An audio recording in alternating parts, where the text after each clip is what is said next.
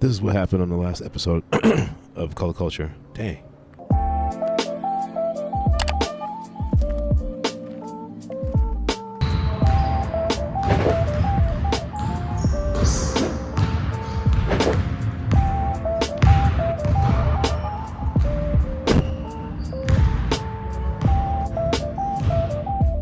Yo, peace and love, guys. Here we are again with another daily video, and it's probably going to be like this for like another, I'd say 7 days.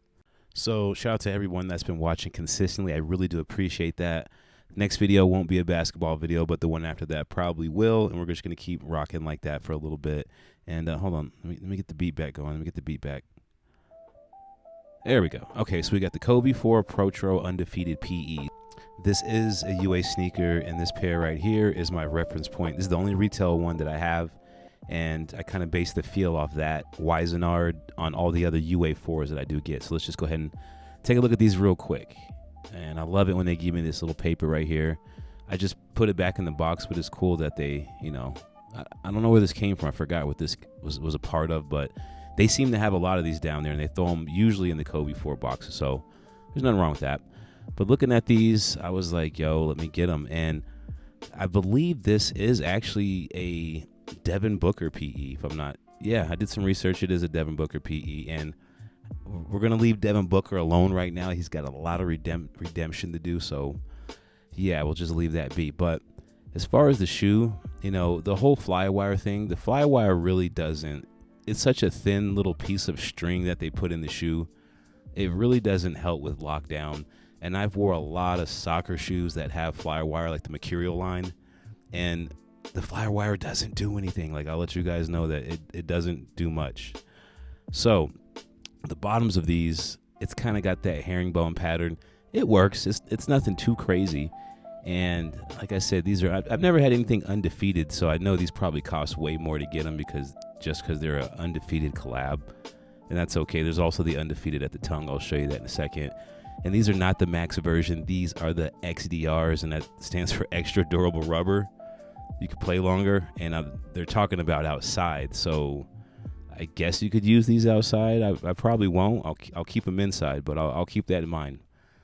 Insoles, nothing special at all. And the funny thing is, I was like pushing on that inside, and you can kind of feel some kind of give back, maybe from some type of air pocket. I don't know exactly which one it is that they stuck in there, but they did stick something in there. Nothing on the level of the Max, but there's something there. That's all I can kind of testify to. Toe box is looking okay.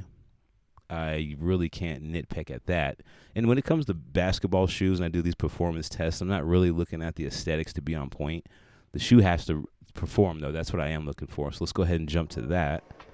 And the shoe looks way better on court. Like, I think at the end of this review, I came to the conclusion, like, the shoe actually looks better than it performs. I mean, it performs okay. It didn't mess me up because that purple pair, I think I hurt my left knee in that pair doing the performance test, and I kind of never went back to them for that reason. I was actually looking for them to kind of throw them in this video, and I couldn't find them.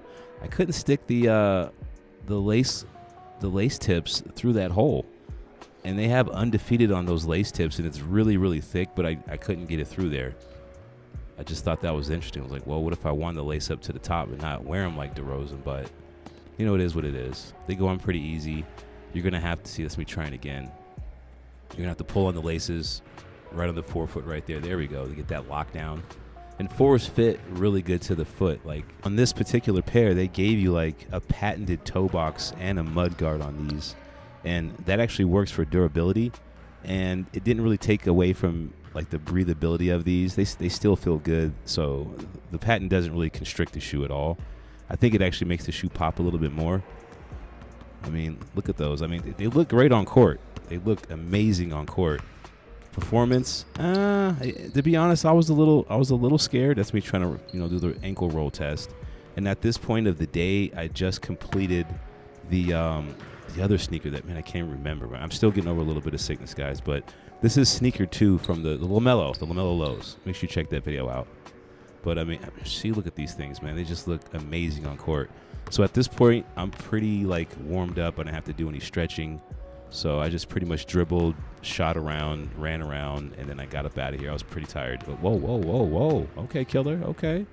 See, at this point, I was warmed up, so I didn't really need to stretch or do a whole lot.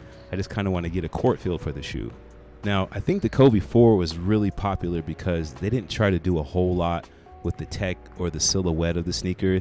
They gave you a straight up lower cut basketball shoe, and this is kind of Kobe's, like, this was the first time Kobe wanted to do like a low cut soccer shoe. So this is low cut for Kobe at the time. And then they went a little bit lower with the 5.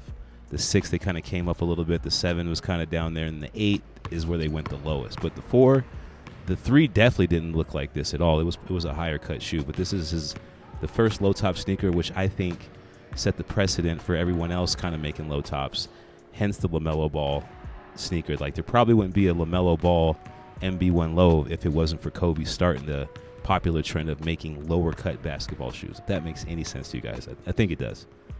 There was no break-in. I just kind of put them on, went with it. I did try them on when I was at home just to see how they felt, like the tech system in it, like if the air bubble was really protruding, and it really isn't.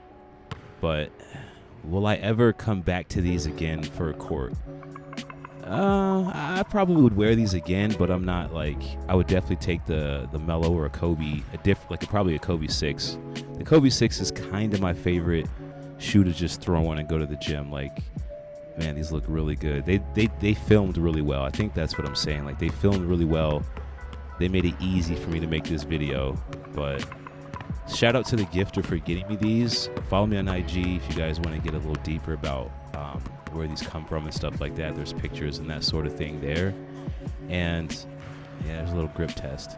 I was a little scared at this point because, here, I'll show you in a second after this slide. Show you what I mean. Like, you see this outrigger? I'm going to point. There we go. That outrigger right there is very, very sharp. They added that on the 5 and the 6 as well. But you have to be careful because kind of look at that effect right there.